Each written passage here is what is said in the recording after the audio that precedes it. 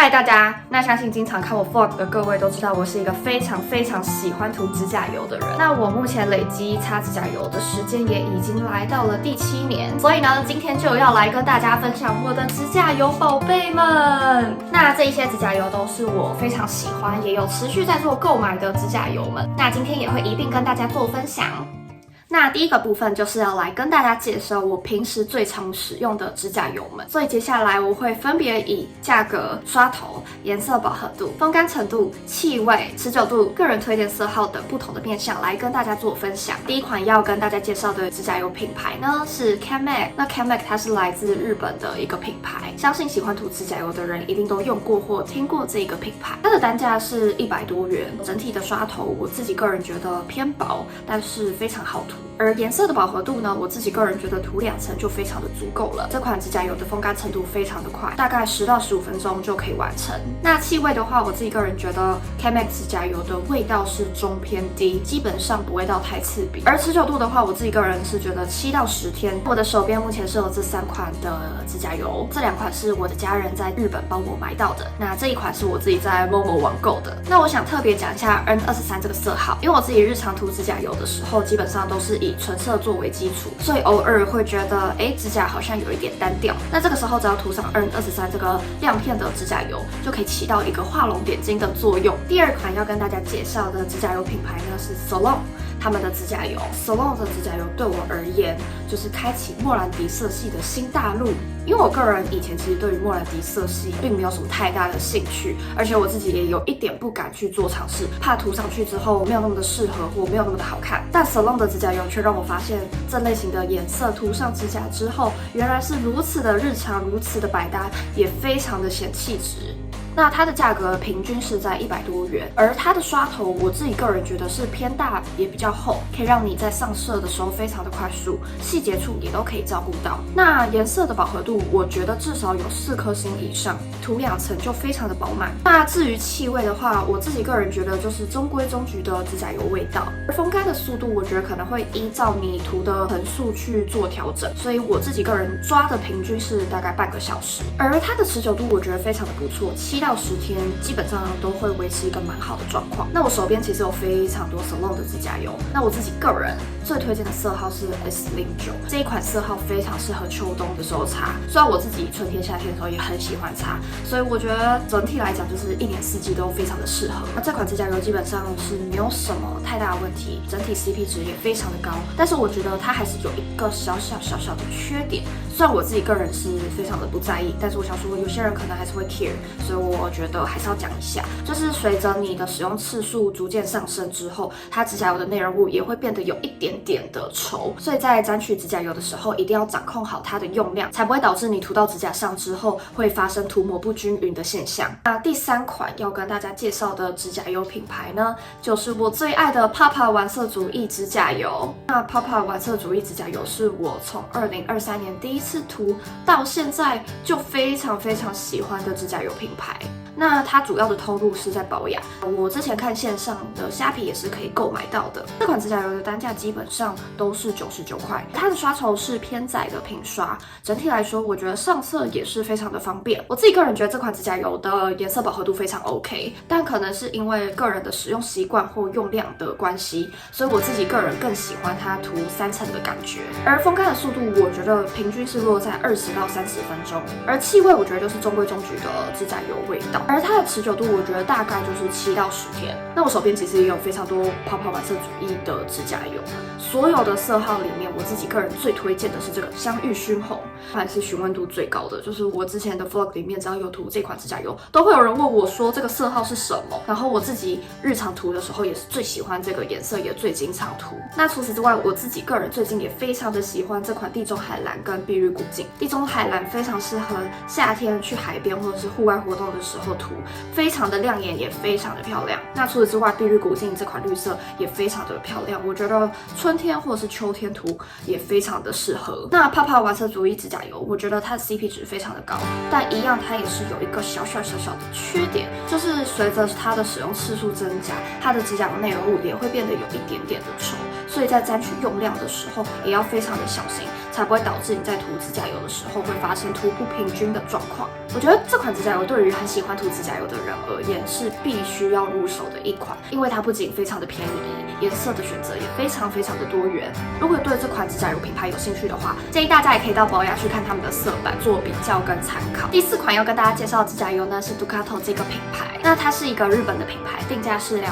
元。那我觉得它的刷头扁也比较小，我觉得会更适合指甲不大的人使用。那颜色的饱和度会比较低，我个人是需要擦3到4层才可以把原本的假色盖住。那风干的速度，我个人觉得也比较不一定，可能需要根据你涂的次数来做决定，所以大概就是20到30分钟左右。那这款指甲油它的气味其实是蛮低的，我觉得整体来说是非常不刺鼻的，持久度大概可以维持10到14天。我自己最推荐的色号是 A2 这一款，因为我觉得它整体来说就是非常的显气质，非常的日常，也非常的百搭。整体来说，这款日系指甲油它的调色非常的漂亮。那我觉得小小的缺点就是它的饱和度没有那么的高，所以会需要涂非常的多层才可以盖住你原本的假色。第5款要介绍的指甲油品牌呢是 Nailholic， 那这款指甲油我都是在宝雅买到的，它的价格是99到119块之间，它的刷头是比较小也比较薄，但它的颜色饱和度我个人的感觉是比较偏普通，使用的感受上都是一定要涂3层才会比较好看。但是我自己有发现，在 D 卡上这款指甲油好像蛮受好评的，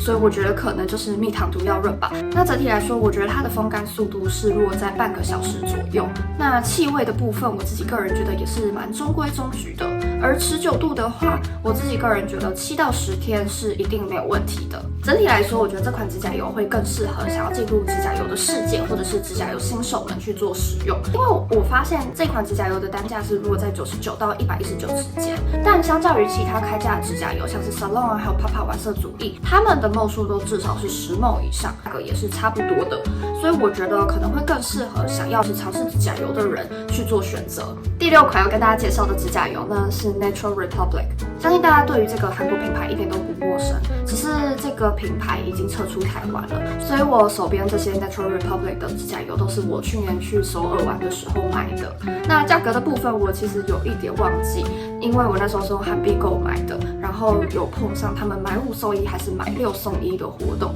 所以平均下来一支大概就是台币100多元。那我觉得大家如果去韩国玩的话，绝对不要错过这个品牌的指甲油，因为我觉得他们家的指甲油整体来说颜色漂亮，饱和度高。这如果非常喜欢韩系品牌的人，你一定会超级爱这个指甲油。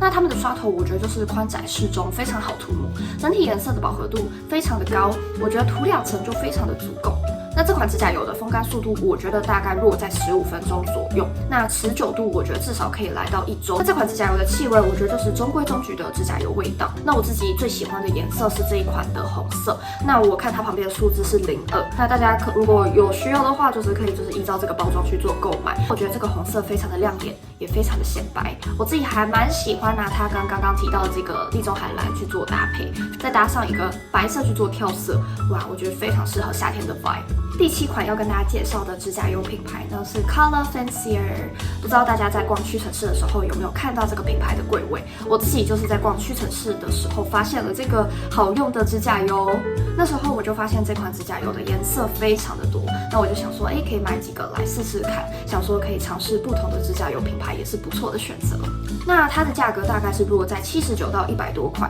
有时候可能会再搭配一些同路的活动，会更加的划算。那它的刷头是平刷，我觉得厚薄适中，然后我觉得对于新手而言，这款指甲油也会蛮友善的。那整体的饱和度我觉得非常 OK。那风干的速度，我个人觉得半个小时就没有问题。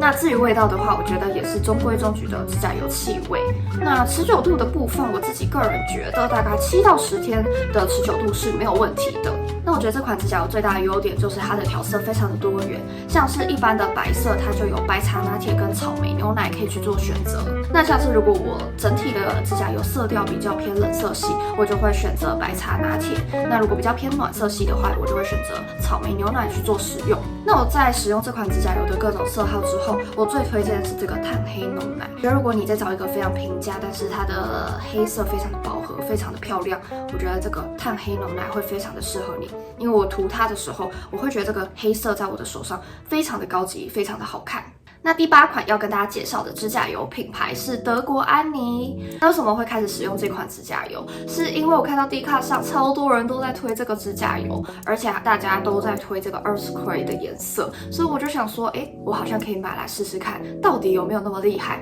结果一涂上手之后，我就爱上它了。然后大家可以看我今天的手也是涂这个色号，我觉得就是非常日常、非常百搭，也非常的显气质。那这款指甲油的单价是480块，我这只看到他们的官网有3件85折，所以如果大家对于这款指甲油有兴趣的话，我觉得也可以手到去购入。如果还有这样子的活动的话，那它的刷头是扇形有弧度的宽刷头，非常好涂抹。我觉得对手没有那么灵巧的人而言，使用这款指甲油非常的友善，而且基本上使用这款指甲油，我觉得失误的几率会非常非常的低。那这款指甲油，我觉得它的颜色饱和度非常的够，涂2层基本上就非常非常的漂亮。那风干的速度，我觉得它是我目前使用的所有指甲油中干的速度非常的快，大概10分钟就可以完成。那我觉得这款指甲油整体来说非常的优秀，唯一大家可能会 concern 的点就是它的单价比较高一点点。可是我觉得它的品质跟它的价格完全是非常匹配，所以我自己个人觉得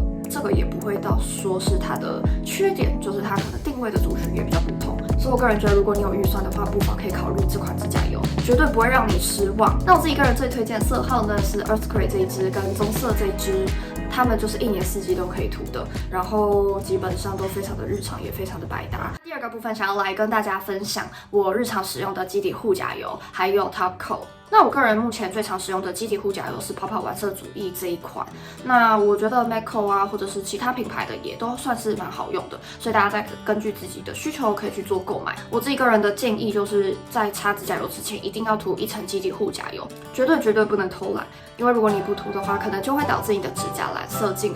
而伤害到你原本的指甲。然后至于 Top Coat 的话，我想跟大家先说一下我自己对于涂一般指甲油的想法，就是当你涂上一般的指甲油，你就一定要做好一个心理准备，就是我顶多2周之后就要把它卸掉，重新涂其他颜色。所以对我而言，如果当下涂好指甲油之后，我觉得这个指甲油的光泽是 OK 的，我就可能不会涂 Top Coat。因此我对 Top Coat 的需求其实没有那么的高，但是还是有做使用，所以可以跟大家分享我主要都用哪一些。那我自己目前是用这2款 Top Coat， 那我觉得整体的使用感受都还蛮不错的，所以大家可以再根据自己的需求去做购买。那我目前手边还有 Natural Republic 的基底护甲油跟 Top Coat， 可是我想说台湾比较买不到，就省着点用。最后把我所有介绍到的指甲油们做成一个简单的表格，让大家可以做参考跟比较。那我觉得对新手而言，或者是你的预算比较没有压力，也喜欢各种多元颜色的人，我觉得是还蛮适合用 Annie 这款指甲油。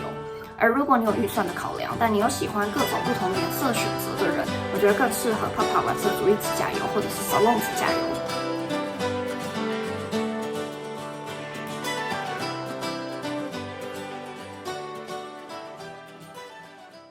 那第3个部分就是要来跟大家介绍各种不同的 tips， 比如说选色的 tips， 或者是我涂指甲油的 SOP， 还有就是当你涂指甲油失误的时候，应该要如何补救的 tips。那如果你跟我一样是黄100或者是中性100肤色的人，建议大家可以选车厘子红、酒红、军绿、深咖啡色或者是红砖色、豆沙色等等，其实我觉得都会蛮适合我们的肤色，也会非常的显白。那至于其他的肤色，我给大家一个最通用的选择，就是绝对不要去选择荧光色、橘色或者是黄色这种非常鲜艳亮眼的颜色。在选色的时候，这些一定都不是你的优先选择，因为你不知道它们的色调是怎么调，所以也不能够确定它们会不会适合擦在你的手上。我觉得除非你的皮肤是冷白皮，那其实荧光色啊、黄色、橘色其实擦在你手上也都不会到太突兀。那我自己个人还有另外一个小想法，就是橘色跟黄色还是可以买来做使用，只是它们会更适合跟其他的颜色做搭配、做调色，这样子就可以降低它们在你手上可能会有显黄或没有那么好看的几率。那如果对于选色还是非常的不确定，我自己就会直接到线下的柜位去看他们的色板，然后放在指甲上去做选择跟比较还有参考，这样子选错颜色的几率也会大幅的降低，然后基本上也都会选到自己比较喜欢的颜色。那接下来就是跟大家分享我涂指甲油的 SOP。那第一个步骤就是涂基底护甲油，那再来就是涂2到3层的指甲油，最后的最后就是涂上 top coat。那当然我也会根据当下我的心情或我的需求去做选择。那最后的最后，可能也是大家比较期待，也就是补救 tips 的部分。那我自己补救的 tips 主要有4个，那有一些方法会比较奇奇怪怪，大家就是参考就好，因为有一些是我自己误打误撞摸索出来的。那第一个 tips 就是当你的指甲油如果不小心涂到外面的时候，你就拿出另外一支还没有涂指甲油，或者是已经涂指甲油但已经干的那一只手，这样子轻轻的把它刮掉就没有问题了。那第二个 tips 呢，就真的比较奇奇怪怪，那大家参考就好。就是一样，我们的指甲油可能也会涂到外面嘛，那你可能很怕自己的手非常的容易失误，或者是非常的不灵活，可能会导致你其他已经涂好的指甲油不小心沾到啊，或者是搞砸等等。那这个时候我们就按兵不动，我们就等到晚上它已经完全干了之后，你去洗澡，把手直接放到热水下面去冲。这个时候你再轻轻的把旁边沾到指甲油慢慢的抠掉或刮掉就可以了。这个时候你就会获得一个完美涂好指甲油的手。第3个 tips 呢，我个人觉得也是有一点奇奇怪怪，就是当我们在涂指甲油的时候，难免前面都会有一些凹凸不平啊，或者是一些小失误、小瑕疵的地方。那这个时候我们就可以拿出指甲剪，小心的把前面失误或者是比较没有那么好看的地方修剪下来。那这个时候你也一样就会获得一个完美的指甲。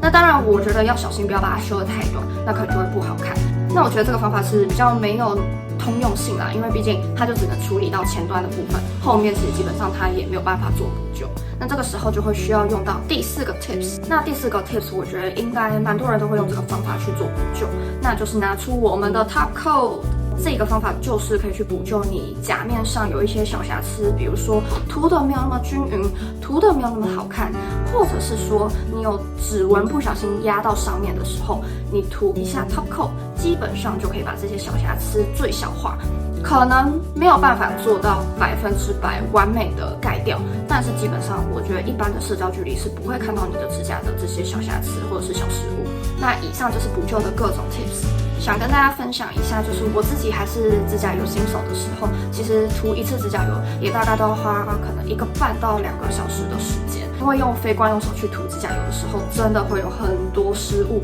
或者是涂不好看，必须要重新卸掉的地方。那我自己个人是觉得熟能生巧，基本上涂个8到10次，慢慢的你就会抓到那个涂指甲油的手感，而且你也会发现哪一款指甲油跟你的使用习惯更加的匹配。那以上就是今天影片所有的内容，也很高兴可以跟大家介绍我的指甲油宝贝们。那也欢迎大家到底下留言区跟我分享，可能你觉得很好用的指甲油品牌，或者是我可能没有提到的色号。那我也会想要持续的去开发不同的指甲油，去尝试不同的系列，或者是不同的颜色或不同的品牌。那今天的影片差不多就到这里结束了，那非常谢谢大家的观看，我们下次影片见，大家拜拜。